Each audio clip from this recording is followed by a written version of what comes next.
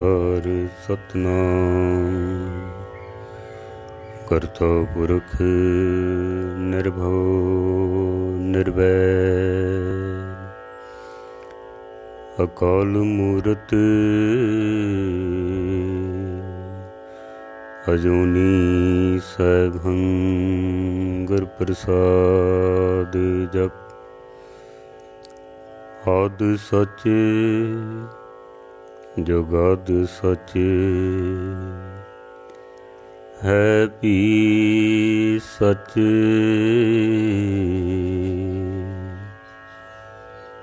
नानक होसी भी सच। दंडोत बंधन अनक बार सर्व कला समरथ डोलन ते रखो प्रभु नानक दे कर हथ डोलन ते रखो प्रभु नानक दे कर हथ।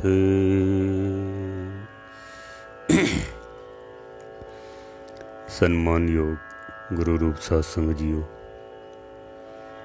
कुछ समा गुरु के विचारा आप जी नूं सरवण करा सकां उस तो पहले 10वें पातशाह दी बख्शिश कीती होई पावन पवित्र फतेह सनिमर प्रवान करनी। वाहिगुरु जी का खालसा वाहिगुरु जी की फतेह। विचारां आप सरवण कर रहे हो सत संगत दियां। कुछ लोग सत संगत दे विच आके सत दी संगत करके सत दा रूप ही बन जाते हैं। कुछ ऐसे भी ने जिहड़े सारी जिंदगी सत संगत दे विच धार्मिक कम्मां दे विच गुजार दिंदे ने, लेकिन फिर भी परम अवस्था तक नहीं पहुँच सकते हैं। जिस दे प्रमाण भगत कबीर साहब जी दे पावन श्लोक ने। भगत कबीर साहब जी कहते हैं कि कबीर बांस बढ़ाई बूढ़िया एवं मत डूबो कोए चंदन के निकटे बसे बांस सुगंध ना होए। वसदे हन चंदन दे नेड़े वसदे हन गुरु दे नेड़े वसदे हन सत संगत दे विच सतपुरुषां दी संगत विच, पर फिर भी चंदन दी खुशबू नहीं लै सकते हैं। जीवन निकल जाता है। पर दूसरे पासे भगत कबीर साहब जी कहते हैं कबीर चंदन का बिरवा भला बेड़ियो ढाक पलास कोई भी चंदन होए रहे बसे जो चंदन पास। बांस अपने आप नूं वड्डा करके चंदन कोल रहिंदा है तो खुशबू नहीं लै सकता है। कबीर साहब कहते हैं कि कबीर चंदन का बिरवा भला, बिरवा कहते नहीं छोटे बूटे नूं जो छोटा होए। छोटे छोटे बूटे चंदन दे जिहड़े आस पास होंदे ना, ढाक पलास कहते ने भी किसी काम दे नहीं होंदे हैं। वैसे कुदरत विच ऐसी कोई चीज़ नहीं है जो कम दी ना होवे, पर मूल रूप दे विच जिहड़े घास फूस होंदे ने जो बहुते कम नहीं आते हैं। कबीर साहब कहते ने ऐसे बूटे भी जिहड़े बहुते कम नहीं आते हैं वो भी जे चंदन दे कोल रहन ते चंदन वर्गे ही खुशबूदार बन जाते हैं। कोई भी चंदन होए रहे बसे जो चंदन पास। पर इस विच एक सूत्र दिता है भगत कबीर साहब ने कि बांस वड्डा हो के चंदन कोल रहिंदा, उहदे अंदर आकड़ है, उहदे अंदर हंकार है, उहदे अंदर विकार ने। बांस दे अंदर अग बड़ी होंदी है, सड़दा बड़ी जल्दी है। लेकिन ਜਿਹੜੇ ਇਹ ਛੋਟੇ ਛੋਟੇ ਬੂਟੇ ਨੇ ਇਹ ਹਨ ਛੋਟੇ ਲੇਕਿਨ ਨਿਮਰਤਾ ਵਾਲੇ ਹਨ। ਘਾਸ ਨੂੰ ਦੇਖਿਆ ਨਾ ਕਿਤਨੀ ਨਿਮਰਤਾ ਹੁੰਦੀ ਹੈ, ਹਰ ਇੱਕ ਦੇ ਪੈਰਾਂ ਥੱਲੇ ਦੱਬੀ ਜਾਂਦੀ ਹੈ, ਕਿਸੇ ਦਾ ਆਹਾਰ ਬਣਦੀ ਹੈ, ਉਹਦਾ ਫਿਰ ਅੱਗੋਂ ਦੁੱਧ ਬਣ ਜਾਂਦਾ ਹੈ। ਕਬੀਰ ਸਾਹਿਬ ਕਹਿੰਦੇ ਨੇ ਜਿਹੜਾ ਛੋਟਾ ਹੋ ਕੇ ਨਿਮਰਤਾ ਦੇ ਵਿੱਚ ਰਹਿ ਕੇ ਚੰਦਨ ਦੇ ਕੋਲ ਰਹੇ ਉਹ ਚੰਦਨ ਜੈਸਾ ਹੀ ਬਣ ਜਾਂਦਾ ਹੈ, ਚੰਦਨ ਵਰਗਾ। ਭਗਤ ਕਬੀਰ ਸਾਹਿਬ ਜੀ ਨੇ ਬੜੇ ਹੀ ਕਮਾਲ ਦੇ ਸੂਤਰ ਦਿੱਤੇ ਹਨ। ਇੱਕ ਦਿਨ ਭਗਤ ਕਬੀਰ ਸਾਹਿਬ ਜੀ ਜਾ ਰਹੇ ਸਨ ਤੇ ਕੁਛ ਲੋਕ ਕਬੀਰ ਜੀ ਦਾ ਮਜ਼ਾਕ ਬਣਾਉਂਦਿਆਂ ਹੋਇਆਂ भी एक कबीर जो है ना बहुत बिगड़ गया है, बहुत बिगड़ गया है। पहले अज तो कुछ समा पहले पंजाबी विच भी ये शब्द वरत्या जाता सी भी मुंडा बहुत बिगड़ गया है, ये बड़ा बिगड़िया होया है। हुण ते लफज गैब ही होई जाते ने, पंजाबी दा होर ही रूप बनी जाता है। बहुते हिंदी बोलण लग पे ने, कुछ अंग्रेजी दे वर्ड्स यूज करन लग पे हैं। पंजाबी है तो सही पर उहदा स्वरूप जिहड़ा है वह बदलदा जाता है। कई ऐसे लफ्ज़ ने जिहड़े बड़े प्यारे ते मिठे सन पर वो हुण लभदे नहीं हैं, पंजाबी विच बदल गए ने सब। कबीर साहब नूं कहंदे ने कि कबीर बड़ा ही विगड़ गया है, ते भगत कबीर साहब जी मुस्कुरांदे ने, कहंदे ने हाँ मैं विगड़ गया हाँ। फिर भगत कबीर साहब कहंदे ने जिथों तक कोई विगड़े ना, विगड़न दा मतलब की है भी ये बदल गया वे, यही हुंदा ना, पहले सियाणा सी हुण विगड़ गया वे, पहले बुद्धिमान सी हुण मूर्ख हो गया वे, विगड़ गया वे। भगत कबीर कहंदे ने जिथों तक कोई विगड़े ना उत्थों तक वो किसी दूसरे का रूप नहीं बन सकता है। जैसे कोई बच्चा सियाणा हुंदा है, चोरां दी संगत करके विगड़ जाता है, चोरां जैसा ही बन जाता है। जैसे कोई बेईमान हुंदा है, वो बेईमानां दी संगत करके होर बेईमान हो जाता है, विगड़ जाता है। कई ऐसे भी होंदे हन जिहड़े बेईमान ने, मूर्ख ने, सियाणियां दी संगत करके वो सियाणे हो जाते हैं। विगड़िया तो वह भी है ना, विगड़ तो वह भी गया वे। कबीर साहब कहते हैं कि हाँ दुनिया दे विच तुसीं देखोगे ना तो हर चीज़ विगड़दी पई है, क्यों विच बदलाव आ रहा है, चेंजेस। तो उन्होंने पूछ लिया भी वो किस तरह, तो भगत कबीर साहब जी फिर कहते हैं कि गंगा के संग सलता बिगड़ी, सो सलता गंगा होए निबली।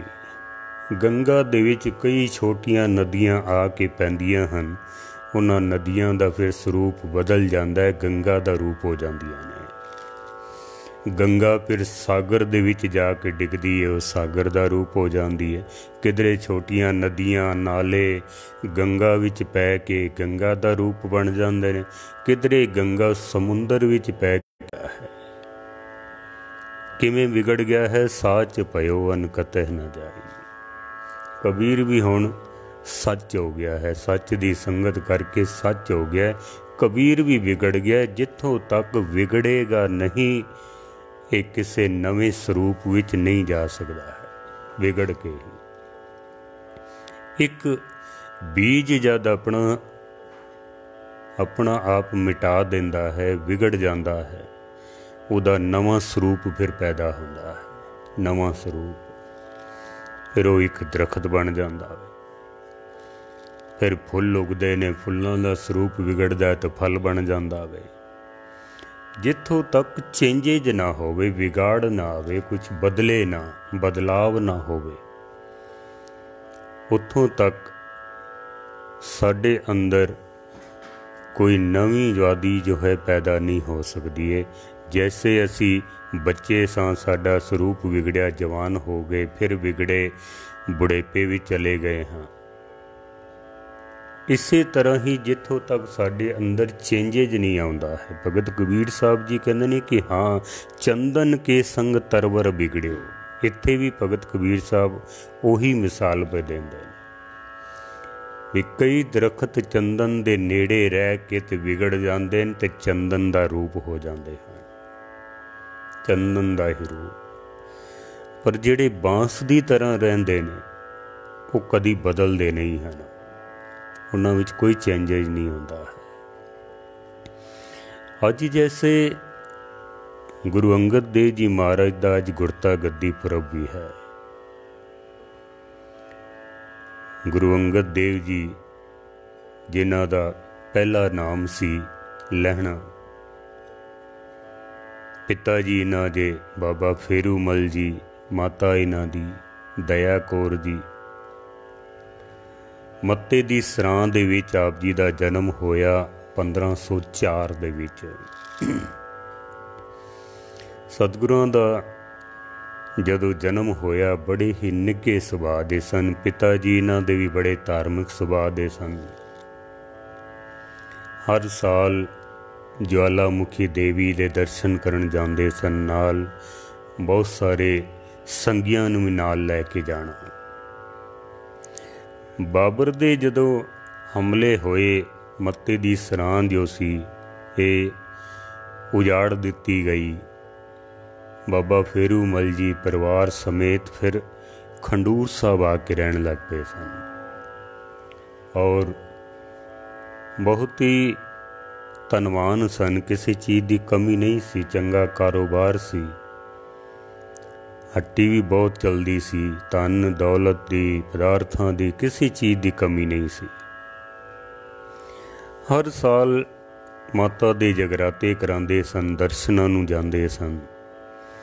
पिता जी दे चलाना करन तो बाद ये सारी जिम्मेदारी भाई लहणा जी दे उत्ते आ गई है।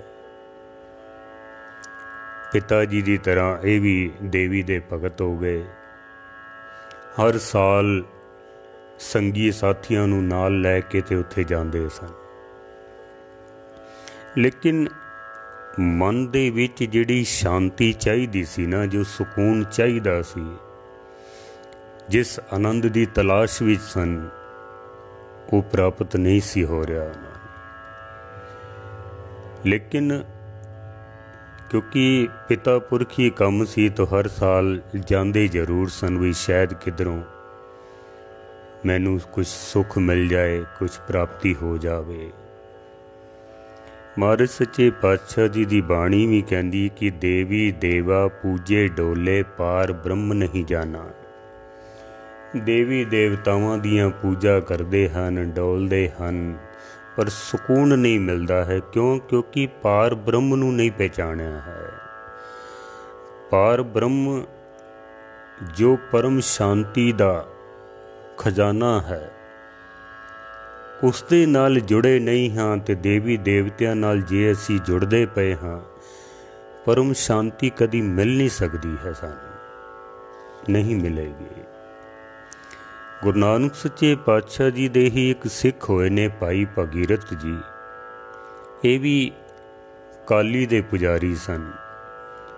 बहुत काली दी आराधना करनी, उहदी पूजा करनी, कई अनुष्ठान करने, वर्त रखने, हर वक्त काली दी पूजा करते सन।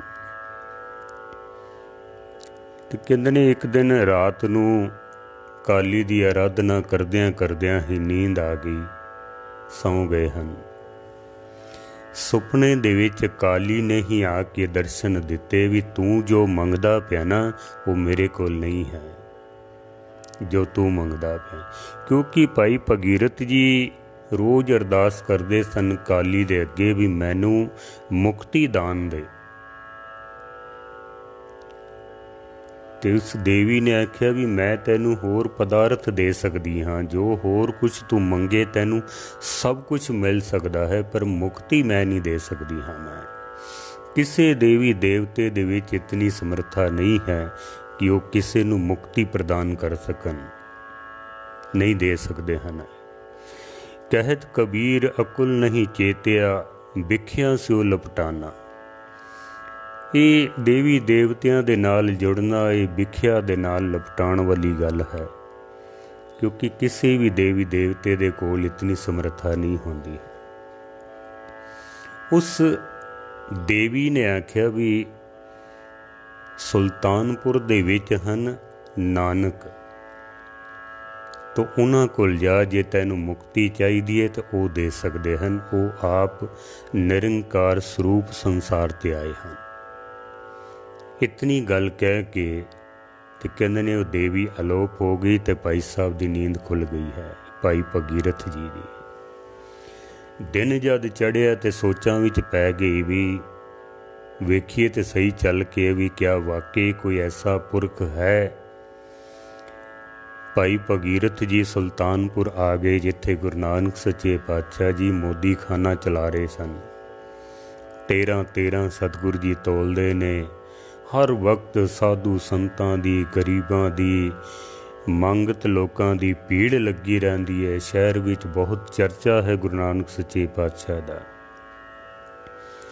पुछ के बे नानक कित्थे मिलणगे, ते गुरु नानक सच्चे पातशाह जी दे कोल आ गए हैं। दर्शन करदियां ही मन नूं ठंड पै गई है। दर्शन करदे ही जदों मन नूं ठंड पै गई तो फिर उत्थे ही रहण दा फैसला कर लिया। हुण गुरु नानक सच्चे पातशाह जी की सेवा करते हैं, सिमरन करते हैं, उत्थे ही सतगुरां दे कोल ही रह पे। एक दिन अमृत वेले भाई भगीरथ जी ने वेख्या भी गुरु नानक सच्चे पातशाह ते समाधि दे विच अडोल बैठे ने, ते कोई एक इस्त्री है जो दूर झाड़ू पई फेरदी है। ते भाई भगीरथ जी बड़े हैरान हुए भी इस वक्त कौन हो सकती है इस्त्री जो इत्थे झाड़ू की सेवा करती पई है। भाई भगीरथ जद कोल गए ना, तो उस इस्त्री ने आख्या भी घबरा ना, डर ना, मैं उही हाँ जिदी तू रोज आराधना करदा सा, मैं ही काली हाँ। जे मैं गुरु नानक दे चरनां दे विच सेवा ना करां तो मेरे कोल भी कोई शक्ति नहीं रहिंदी है। मेरे कोल जितनी शक्ति होंदी है, जिहड़ी ताकत होंदी है, वो गुरु नानक दे चरनां विचों मैनूं मिलदी है। इस वास्ते मैं तैनूं सिद्धा ही गुरु नानक नाल जोड़ दिता है। ते असी साडे लोग पता नहीं कित्थे देवी देवतावां दे मंदिरां दे विच पता नहीं कित्थे कित्थे भटकदे फिरदे हन। बाणी भी पढ़ी जाने आपां, सो दर केहा सो कर केहा, जिदबे सर्व संभाले। वाजे नाद अनेक असंख्य, केते वावण हारे, केते राग परिस्यो कहियन, केते गावण हारे। गावन तुदनो पवन पाणी बेसंतर, गावे राजा धर्म द्वारे। गावन तुदनो ईश्वर ब्रह्मा देवी, सोहन सदा स्वारे। गावन तुदनो इंद इंदासन बैठे, देवतियां दर नाले। सारे देवी देवते जितने भी हैं सब उस निरंकार की आराधना करते पे हैं। सारे उस कोलों मंगते पे ने, ते असी इन्हां दे कोलों मंगण जा तुर पैने आ। गुरु नानक सच्चे पातशाह ने इस वास्ते ही सानू सीधा ही निरंकार दे नाल जोड़िया है। क्यों? कोट देवी जाको सेवे, लक्ष्मी अनक भांत। करोड़ों ही देवियां देवता अवतार पैगंबर जिसकी आराधना करते पे हैं, गुरु नानक सच्चे पातशाह ने सीधा ही उस नाल जोड़ दिता है। ये किधरे भटकण की लोड़ ही नहीं है सानू। बाबा लहणा जी क्योंकि पिता जी जाते सन तो ये भी हर साल देवी के दर्शनां नूं जाते हैं, नाल बहुत सारे संगी साथी उन्होंने भी लैके जाते हैं। लेकिन मन दे विच अंदर शांति नहीं है। अंदर चाहते ने भी कोई आनंद मिले, कोई सुकून मिले, किधरे मैनू टिका मिल जावे पर मिलदा नहीं है। गुरबाणी कहती है बिन हर नाम न शांत होए, कित बिद मन तीरे। बिना प्रभु दे नाम तो शांति दी प्राप्ति नहीं हो सकती है। बिना प्रभु दे नाम तो। महाराज गुरु अर्जन देव जी महाराज भी कहते हैं कि चंदन चंद न सरत रुत, मूल न मिटई काम, शीतल थीवे नानका जपंदड़ो हर नाम। परमात्मा दा नाम सिमरन करदियां ही परम शांति दी प्राप्ति होंदी है। वरना भावें किधरे भी चला जावे, मनुख बर्फीले पहाड़ां ते चला जावे, शांति नहीं मिलती है। देवी देवतावां दे कोल चला जावे, शांति नहीं मिलती है। जिथों तक उस परमेश्वर दा नाम सिमरन ना करिए, गुरु नानक सच्चे पातशाह ने इस वास्ते कह दिता भी जपो ता एको नामा, अवर निराफल कामा। बाकी सारे काम बेकार हैं। हुण इस दे विच सारे काम आ जांदे ने, अवर निराफल काम। बाकी जितने भी काम ने सब निराफल हैं। भावें देवी देवतावां दी पूजा करो, मड़ियां मसाणां दी पूजा करो, पत्थरां दियां मूर्तियां दी पूजा करो, कोई लाभ नहीं मिलण वाला है।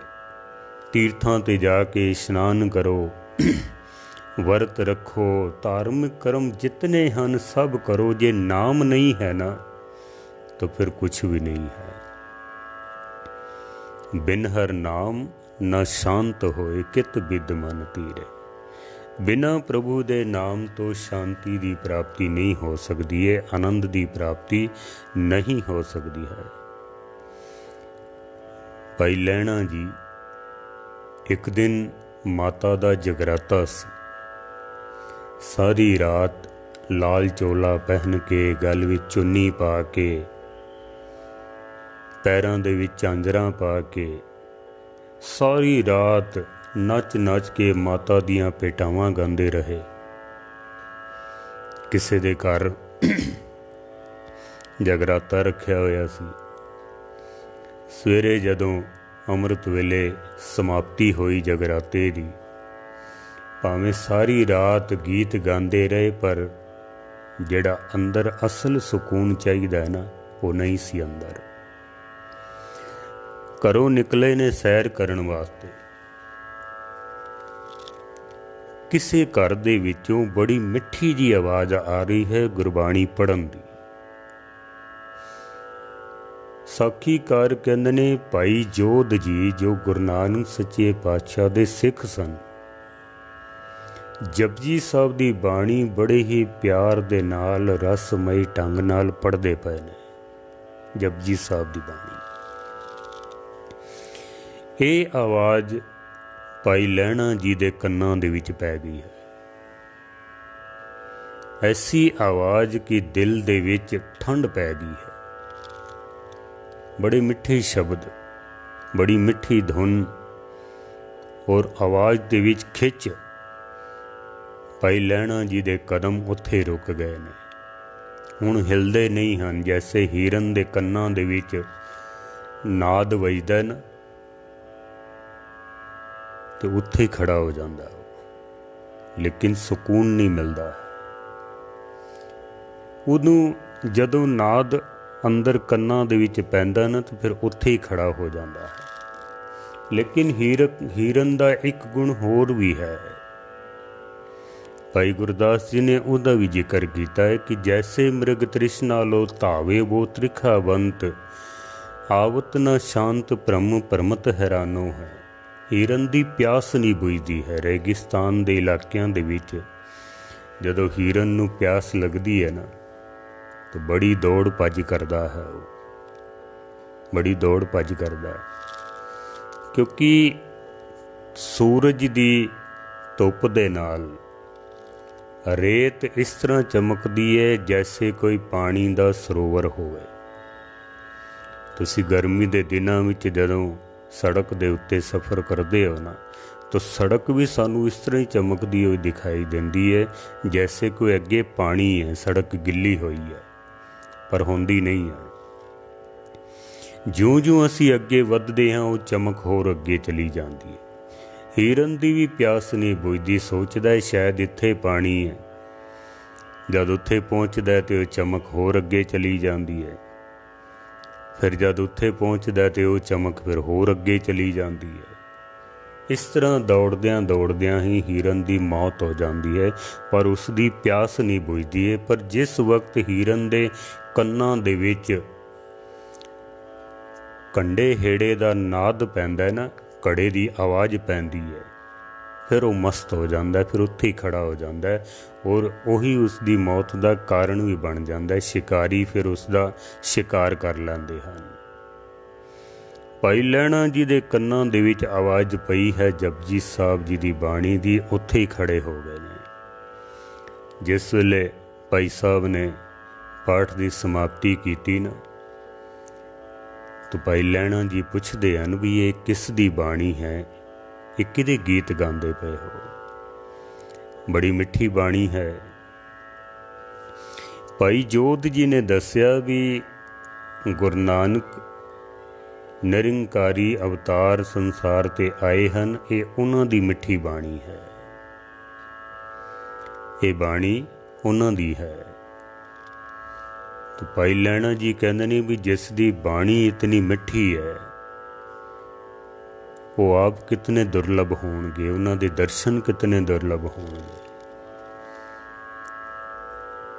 ਮੈਂ ਵੀ ਚਾਹੁੰਦਾ ਕਿ ਇਸ ਤਰ੍ਹਾਂ ਦੀ ਸ਼ਾਂਤੀ, ਇਸ ਤਰ੍ਹਾਂ ਦਾ ਆਨੰਦ ਮੈਨੂੰ ਵੀ ਮਿਲੇ, ਪਰ ਮਿਲਦਾ ਨਹੀਂ ਹੈ। ਹਰ ਸਾਲ ਮੈਂ ਦੇਵੀ ਦੀ ਆਰਾਧਨਾ 'ਤੇ ਜਾਂਦਾ ਹਾਂ, ਦਰਸ਼ਨ ਕਰਨਾ, ਪੂਜਾ ਕਰਨਾ, ਭੇਟਾਵਾਂ ਗਾਉਂਦਾ ਹਾਂ, ਪਰ ਸਕੂਨ ਨਹੀਂ ਮਿਲਦਾ ਪਿਆ। ਮ੍ਰਿਗ ਤ੍ਰਿਸ਼ਨਾ ਬਣੀ ਹੋਈ ਹੈ, ਹਰ ਵਕਤ ਮਨ ਭਟਕਦਾ ਪਿਆ ਹੈ, ਟਿਕਾਓ ਨਹੀਂ ਹੈ ਮੇਰੇ ਅੰਦਰ। ਭਾਈ ਜੋਧ ਜੀ ਕਹਿੰਦੇ ਨੇ ਕਿ ਜਿੱਥੋਂ ਤੱਕ ਗੁਰੂ ਦੀ ਪ੍ਰਾਪਤੀ ਨਾ ਹੋਵੇ, ਕਿਸੇ ਸਮੇਂ ਮੇਰਾ ਵੀ ਐਸਾ ਹੀ ਹਾਲ ਸੀ, ਮੈਂ ਵੀ ਇਸ ਤਰ੍ਹਾਂ ਹੀ ਭਟਕਦਾ ਰਹਿੰਦਾ ਸਾਂ। ਪਰ ਜਿੱਥੋਂ ਤੱਕ ਗੁਰੂ ਦੀ ਪ੍ਰਾਪਤੀ ਨਾ ਹੋਵੇ, ਸਕੂਨ ਨਹੀਂ ਮਿਲ ਸਕਦਾ ਹੈ, ਟਿਕਾਓ ਨਹੀਂ ਮਿਲ ਸਕਦਾ ਹੈ। ਜੈਸੋ ਚੰਦਾ ਉਗਵੇ ਸੂਰਜ ਚੜੇ ਹਜ਼ਾਰ, ਇਤੇ ਚਾਨਣ ਹੁੰਦਿਆਂ ਗੁਰ ਬਿਨ ਘੋਰ ਅੰਧਾਰ।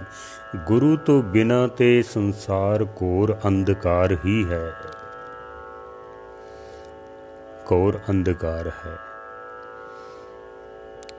ਗੁਰ ਬਿਨ ਘੋਰ ਅੰਧਾਰ, ਗੁਰੂ ਬਿਨ ਸਮਝ ਨਾ ਆਵੇ। ਗੁਰ ਬਿਨ ਸੁਰਤ ਨ ਸਿੱਧ, ਗੁਰੂ ਬਿਨ ਮੁਕਤ ਨਾ ਪਾਵੇ। ਗੁਰੂ ਤੋਂ ਬਿਨਾਂ ਮੁਕਤੀ ਦੀ ਪ੍ਰਾਪਤੀ ਨਹੀਂ ਹੋ ਸਕਦੀ ਹੈ। ਜਿੱਥੋਂ ਤੱਕ ਗੁਰੂ ਨਹੀਂ ਹੈ ਤੋ ਨਿਗੁਰੇ ਕਾਹੇ ਨਾਉ ਬੁਰਾ, ਉਹ ਬੰਦਾ ਕਦੀ ਟਿਕ ਹੀ ਨਹੀਂ ਸਕਦਾ ਹੈ ਜਿੱਥੋਂ ਤੱਕ ਗੁਰੂ ਨਾ ਹੋਵੇ। ਭਾਈ ਲਹਿਣਾ ਜੀ ਕਹਿੰਦੇ ਨੇ, ਕਿਆ ਮੈਂ ਦਰਸ਼ਨ ਕਰ ਸਕਦਾ ਹਾਂ ਨਾਨਕ ਦੇ? ਭਾਈ ਜੋਧ ਜੀ ਕਹਿੰਦੇ ਨੇ, ਹਾਂ, ਕਰਤਾਰਪੁਰ ਦੇ ਵਿੱਚ ਵਸਦੇ ਹਨ, ਤੁਸੀਂ ਦਰਸ਼ਨ ਕਰ ਸਕਦੇ ਹੋ। ਜਿਸ ਵਕਤ ਜਵਾਲਾ ਦੇਵੀ ਦੇ ਦਰਸ਼ਨ ਕਰਨ ਵਾਸਤੇ ਗਏ ਨਾ, ਬਹੁਤ ਸਾਰੇ ਸੰਗੀ ਸਾਥੀਆਂ ਨੂੰ ਨਾਲ ਲੈ ਕੇ, ਤਾਂ ਰਸਤੇ ਦੇ ਵਿੱਚ ਕਰਤਾਰਪੁਰ ਦੇ ਬਾਹਰ ਰੁਕ ਗਏ ਹਨ। ਤੇ ਜਿਹੜੇ ਸਾਥੀਆਂ ਨੂੰ ਨਾਲ ਲੈ ਕੇ ਗਏ ਸਨ, ਉਹਨਾਂ ਨੂੰ ਕਹਿੰਦੇ ਨੇ ਵੀ ਤੁਸੀਂ ਇੱਥੇ ਰੁਕੋ, ਮੈਂ ਕਿਸੇ ਨੂੰ ਮਿਲਣਾ ਹੈ ਤੇ ਮਿਲ ਕੇ ਆ ਜਾਵਾਂ ਤੇ ਫਿਰ ਅਸੀਂ ਅੱਗੇ ਚੱਲਾਂਗੇ, ਫਿਰ ਅਸੀਂ ਅੱਗੇ ਚੱਲਾਂਗੇ। ਘੋੜੀ ਤੇ ਸਵਾਰ ਹੋ ਕੇ ਚੱਲ ਪਏ ਹਨ ਗੁਰੂ ਨਾਨਕ ਸੱਚੇ ਪਾਤਸ਼ਾਹ ਨੂੰ ਲੱਭਣ ਵਾਸਤੇ। ਤੇ ਗੁਰੂ ਨਾਨਕ ਸੱਚੇ ਪਾਤਸ਼ਾਹ ਜੀ ਇੱਧਰ ਦੇਖੋ, ਸਤਿਗੁਰਾਂ ਨੂੰ ਪਹਿਲੇ ਹੀ ਖਬਰ ਹੋ ਗਈ ਹੈ ਤੇ ਮਹਾਰਾਜ ਧਰਮਸ਼ਾਲਾ ਤੋਂ ਚੱਲ ਪਏ ਹਨ। ਤੇ ਸੰਗਤਾਂ ਨੇ ਪੁੱਛਿਆ, ਮਹਾਰਾਜ ਕਿੱਥੇ ਚੱਲੇ ਹੋ? ਤੋ ਸਤਿਗੁਰੂ ਕਹਿੰਦੇ ਨੇ, ਕੋਈ ਸਾਡਾ ਪਿਆਰਾ ਆ ਰਿਹਾ ਹੈ, ਮੈਂ ਉਸ ਨੂੰ ਲੈਣ ਵਾਸਤੇ ਚੱਲਿਆ। ਸੰਗਤਾਂ ਵੀ ਬੜੀਆਂ ਹੈਰਾਨ ਹੋਈਆਂ। ਵੇਖੋ, ਅਸੀਂ ਇੱਕ ਪੰਕਤੀ ਪੜ੍ਹਦੇ ਹਾਂ ਭਾਈ ਗੁਰਦਾਸ ਜੀ ਦੀ, ਕਿ ਸੁਦਾਮਾ ਜਿਸ ਵਕਤ ਦੁਆਰਕਾਪੁਰੀ ਦੇ ਵਿੱਚ ਗਿਆ ਨਾ, ਸੁਦਾਮਾ, ਉਹਨੇ ਦੁਆਰਪਾਲ ਦੇ ਬੜੇ ਤਰਲੇ ਕੀਤੇ ਵੀ ਮੈਂ ਕ੍ਰਿਸ਼ਨ ਦਾ ਮਿੱਤਰ ਹਾਂ, ਬਾਲ ਸਕਾ ਹਾਂ, ਮੈਂ ਮਥੁਰਾ ਤੋਂ ਚੱਲ ਕੇ ਆਇਆ ਹਾਂ, ਅਸੀਂ ਇਕੱਠੇ ਖੇਡਦੇ ਰਹੇ ਹਾਂ, पर उहदी गल द्वारपाल ने मन्नी नहीं है। बड़े तरले करन तो बाद फिर जद द्वारपाल ने जाके कृष्ण जी नूं दस्सिया भी तुहाडा बचपन दा मित्र आया है, द्वारपाल कलों कृष्ण जी ने सारी अपने मित्र दी जिहड़ी जानकारी सी वो लई है। पहले किस तरह दा वो नज़र आउंदा है, किस तरह दे कपड़े पाए ने, कैसा भेस बनाया है, नाम की है उसका, सारा कुछ पुछण तो बाद कृष्ण जी उठे हैं। उसनूं फिर भाई गुरदास जी ने लिखिया भी दूरों देख डंडोत कर छड़ सिंघासन हर जी आए। सारा कुछ पता करन तो बाद कृष्ण जी उठ के गए हैं, लेकिन गुरु नानक सच्चे पातशाह जी भाई लहणा जी दे आउण तो पहले ही चल पे हैं भी मैं अगों दी लैके आना है। वो तो जानते हैं ना भी ये जेड़ा मिशन मैं शुरू किया है इस काम नूं पूरा करन वास्ते आ रहे हैं। ते महाराज रस्ते दे विच खलोते हुए ने ते भाई लहणा जी घोड़ी दे उत्ते आए, वेख्या ते कदी है नहीं भी नानक कौन हन। ते गुरु नानक सच्चे पातशाह कोलों ही पुछदे हन कि नानक तपे नूं मिलना है, वो कित्थे मिलणगे। गुरु नानक साहब कोलों गुरु नानक साहब दा पता पुछदे पे हन। इसे नूं कहंदे ने मंजिल से मंजिल का पता पूछते हैं। मंजिल कलों ही मंजिल दा पता पुछदे पे ने। गुरु नानक सच्चे पातशाह मुस्कुरांदे ने पर बोले कुछ नहीं। जे साडे वर्गा कोई आउंदा ना तो एक मिनट दे विच अपना पूरा इतिहास दस दिंदा भी मैं ही हाँ, तू मैनू मिलन आया है। पर गुरु नानक सच्चे पातशाह नहीं बोले हैं। चुपचाप सतगुरां ने घोड़ी दी जिहड़ी लगाम सी वो पकड़ी है ते चल पे हैं। हुण वेखो गुरु नानक सच्चे पातशाह भाई लहणा जी दी घोड़ी दियां लगामां पकड़ियां होईयां ते आप भाई लहणा जी घोड़ी दे उत्ते हैं। इत्थों सानू एक प्रेरणा मिलती है भी जेड़ा अपनी लगाम गुरु दे हथ विच दे दिंदा ना वो बंदा एक दिन मंजिल ते पहुँच ही जाता है। असी अपनियां लगामां कदी गुरु नूं दित्तियां ही नहीं हैं। असी अपने हाथ च रखने आ, अपनी मर्जी दे नाल चलाने आ, असी गुरु दी मर्जी नाल नहीं चलते हाँ। असी जैसे महाभारत दा जदों जंग होण लगा ना, अर्जुन ने अपनियां लगामां जिहड़ियां हन अपने रथ दियां लगामां कृष्ण दे हथ विच दे दित्तियां भी ये अवतारी पुरुष है, मैनू हार वल कदी नहीं लिजा सकदा है। ते जे हार हो गई तो फिर ये हार मेरी नहीं होवेगी, फिर ये हार कृष्ण दी होवेगी, फिर मेरी नहीं होनी है यार। उन्हें अपनियां लगामां श्री कृष्ण दे हथ विच दे दित्तियां हैं। असी अपनियां लगामां कदी गुरु नूं दित्तियां ही नहीं हैं। महाराज दी बाणी भी कहंदी है मन बेचे सतगुर के पास ते सेवक के कारज रास। भगत कबीर साहब जी कहंदे ने कि मैं अपने गल विच पटा पाया ते मैं वो जिहड़ी डोरी है वो मैं रब नूं पकड़ाई हुई है। कबीर कूकर राम को मुतिया मेरो नाओ, गले हमारे जेवरी जै खींचे तह जाऊं। ये तो मैं रब दे हथ विच दे दित्ती है, वो जिधर खिंचदा है मैं उसे पासे चला जाता है। गुरु नानक सच्चे पातशाह लैके पहुँचे हैं करतारपुर दे विच जो धर्मशाला बनाई है। महाराज कहंदे ने घोड़ी नूं सामने दरखत नाल बन दे, हथ मूँह धो के अंदर बैठ, संगत दे विच तैनू नानक दे दर्शन होणगे। ते महाराज आप दूजे पास्यों जाके जिस वक्त सिंघासन ते जाके बैठे, भाई लहणा जी ने जिस वक्त वेख्या ना भी ये तां ओही पुरुष हन जिन्हां नूं मैं अपनियां लगामां पकड़ा दित्तियां सन, जिन्हां कोलों मैं पता पुछया है, यही नानक ने। अज ते पहले दिन आया ते वड्डा गुनाह हो गया मेरे कोलों। कहंदे ने बहुत उच्ची उच्ची रोण लग पे ने, बहुत उच्ची।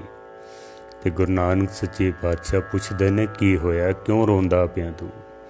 ਇੱਥੇ ਤਾਂ ਰੋਂਦੇ ਹੋਏ ਹੱਸਣ ਲੱਗ ਪੈਂਦੇ ਨੇ, ਤੂੰ ਆ ਕੇ ਇੱਥੇ ਰੋਣ ਲੱਗ ਪਿਆ ਮੈਂ। ਕਾਰਨ ਕੀ ਹੈ? ਕਹਿੰਦਾ ਮਹਾਰਾਜ ਜੀ ਪਹਿਲੇ ਦਿਨ ਹੀ ਬਹੁਤ ਵੱਡਾ ਗੁਨਾਹ ਹੋ ਗਿਆ ਹੈ। ਆਇਆ ਸਾਂ ਇੱਥੇ ਵਾਸਤੇ ਪਰਮ ਸ਼ਾਂਤੀ ਵਾਸਤੇ, ਆਨੰਦ ਲੈਣ ਵਾਸਤੇ, ਪਾਪਾਂ ਨੂੰ ਧੋਣ ਵਾਸਤੇ। ਮਹਾਰਾਜ ਅੱਜ ਤੇ ਪਹਿਲੇ ਦਿਨ ਹੀ ਵੱਡਾ ਪਾਪ ਹੋ ਗਿਆ। ਮਹਾਰਾਜ ਪੁੱਛਦੇ ਨੇ ਕੀ ਹੋਇਆ ਹੈ? ਮਹਾਰਾਜ ਤੁਸੀਂ ਗੁਰੂ ਨਾਨਕ, ਮੈਂ ਤੁਹਾਡੇ ਦਰਸ਼ਨਾਂ ਨੂੰ ਆਇਆ, ਮੈਂ ਘੋੜੀ ਦੇ ਉੱਤੇ ਚੜ੍ਹਿਆ ਹੋਇਆ ਤੇ ਤੁਸੀਂ ਪੈਦਲ, ਤੇ ਉਹ ਵੀ ਘੋੜੀ ਦੀ ਲਗਾਮ ਪਕੜ ਕੇ। ਮਹਾਰਾਜ ਇਤਨਾ ਵੱਡਾ ਗੁਨਾਹ ਹੋ ਗਿਆ ਮੇਰੇ ਕੋਲੋਂ। ਤੇ ਸਤਿਗੁਰੂ ਕਹਿੰਦੇ ਨੇ ਤੇਰਾ ਨਾਮ ਕੀ ਹੈ? ਤੇ ਭਾਈ ਲਹਿਣਾ ਜੀ ਨੇ ਆਪਣਾ ਨਾਮ ਦੱਸਿਆ, ਕਹਿੰਦੇ ਨੇ ਮੇਰਾ ਨਾਮ ਹੈ ਲਹਿਣਾ। ਤੇ ਗੁਰੂ ਨਾਨਕ ਸੱਚੇ ਪਾਤਸ਼ਾਹ ਜੀ ਕਹਿੰਦੇ ਨੇ ਤੂੰ ਲੈਣਾ ਹੈ ਤੇ ਮੈਂ ਦੇਣਾ ਹੈ। ਜਿਹੜੇ ਲੈਣ ਵਾਲੇ ਹੁੰਦੇ ਨੇ ਉਹ ਘੋੜੀ ਤੇ ਚੜ੍ਹ ਕੇ ਹੀ ਆਉਂਦੇ ਨੇ, ਜਿਨ੍ਹਾਂ ਨੇ ਦੇਣਾ ਹੁੰਦਾ ਉਹ ਅੱਗੋਂ ਲੈਣ ਵਾਸਤੇ ਹੀ ਜਾਂਦੇ ਹਨ। ਤੋ ਇਸ ਤਰ੍ਹਾਂ ਗੁਰੂ ਨਾਨਕ ਸੱਚੇ ਪਾਤਸ਼ਾਹ ਜੀ ਦੇ ਪਾਵਨ ਚਰਨਾਂ ਦੇ ਵਿੱਚ ਗੁਰੂ ਅੰਗਦ ਦੇਵ ਜੀ ਮਹਾਰਾਜ ਪਹੁੰਚੇ ਹਨ। ਗੁਰਤਾ ਗੱਦੀ ਤੱਕ ਕਿਸ ਤਰ੍ਹਾਂ ਪਹੁੰਚੇ ਨੇ, ਕਿਸ ਤਰ੍ਹਾਂ ਗੁਰੂ ਨਾਨਕ ਸੱਚੇ ਪਾਤਸ਼ਾਹ ਦੀ ਸੰਗਤ ਕਰਕੇ ਲਹਿਣੇ ਤੋਂ ਅੰਗਦ ਬਣ ਗਏ ਹਨ। ਬਾਕੀ ਵਿਚਾਰ ਕੱਲ੍ਹ ਆਪ ਜੀ ਦੇ ਸਾਹਮਣੇ ਰੱਖਾਂਗੇ। ਸਤਿਗੁਰੂ ਮਿਹਰ ਕਰਨ।